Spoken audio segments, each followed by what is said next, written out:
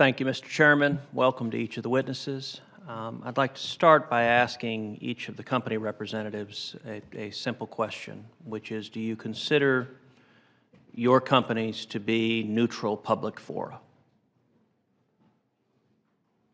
Ms. Beckert? Thank you, Senator. The mission of our company is to connect people. We do not look at ideology or politics. We want people to be able to connect and share who they are. So I'm just looking for a yes or no whether you consider yourself to be a neutral public forum. We do not have any policies about political ideology that affect our platform. Ms. Downs? Yes, our goal is to design products for everyone, subject to our policies and the limitations they impose on the types of content that people may share on our products. So you're saying you do consider YouTube to be a neutral public forum? Correct. We enforce our policies in a politically neutral way. Certain things are prohibited by our community guidelines, which are spelled out and provided publicly to all of our users. Mr. Monche? Yes, sir. Well, let me focus for a minute, Mr. Monche. As you know, there have been several videos that were released in recent weeks that I and a lot of other people find highly troubling. And so I want to give you an opportunity to respond to them. One individual, Abneoff Vadrevu, described as a former Twitter software engineer, was captured on video saying the following, quote, "One strategy is to shadow ban, so you have ultimate control. The idea of a shadow ban is that you ban someone, but they don't know they've been banned because they keep posting and no one sees their content. So they just think that no one is engaging with their content, when in reality, no one is seeing it." Is that a practice that occurs at Twitter? No, sir, we do not shadow ban users. Why would this individual described as a former Twitter software engineer say that? Thank you for the opportunity to respond, Senator, about this. These folks were caught on video. They weren't speaking on behalf of the company. They were speaking in their personal capacity. We do not shadow ban folks. What we do is if an account is spammy, meaning engaging in malicious automation, we will hide, make it harder for them to be found on our platform. If I could continue, sir. That was one of the reasons why the efforts that we saw with the Russian misinformation didn't hit as big a mark as they were hoping for. We were able to stop that in real time. Another the individual, other individual named Mo Narai, Twitter content review agent, was quoted on video as saying, "On stuff like that, it was more discretion on your viewpoint. I guess how you felt about a particular matter. Yeah, if they said this is, quote, pro-Trump, I don't want it because it offends me, this, that. And I say I ban the whole thing. And it goes over here, and they are like, oh, you know what? I don't like it too. You know what? Mo's right. Let's go. Let's carry on. What's next?" Is that individual describing a practice that occurs at Twitter? No, sir.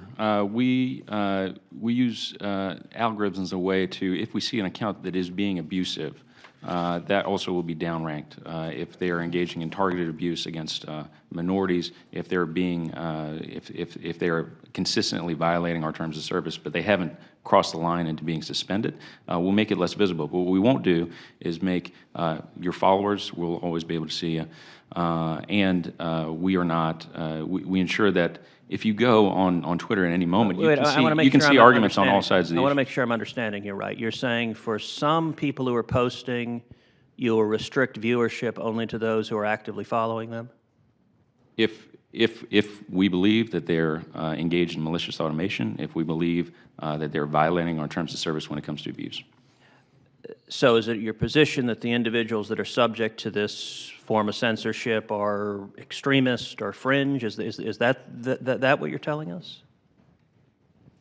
It depends on the user. I can tell you that this is not something that we hide from the public. This is out in the open. The fact that we will reduce the visibility of tweets that are abusive or that are engaged in malicious automation.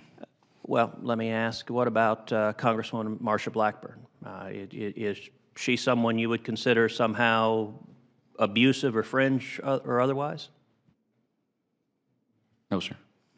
Well, then why did Twitter restrict and censor her announcement video announcing as a candidate for United States Senate? I want to be very clear about that, sir, and thank you for the question, is that we never removed her tweet. And What she did do is advertise on our platform. We do, like many platforms, have a higher standard when it comes to our advertising because we are putting in front of people things they didn't ask to see. Her video was reported to us. There was a decision that was made that was later reversed because of some of the language that was used in her account. It was a mistake, and we acknowledged it. So her announcement was censored because it was pro-life content. Has Twitter ever censored anyone for pro-choice content? She was never censored. So you're saying nothing happened to her tweet? Her tweet got a lot of attention on the organic side. We action our accounts, we take our terms of service very seriously. Sometimes we make the wrong decision. We have actioned on all sides of issues, and we strive to be better every day. And let me ask a final question because my time has expired, Ms. Downs. I'd like to know what is YouTube's policy with respect to Prager University and the allegations that the content Prager University is putting out are being restricted and censored by YouTube?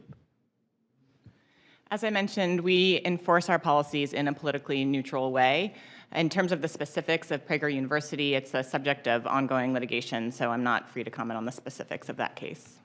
Well, I will say the pattern of political censorship that we are seeing across the technology companies is highly concerning.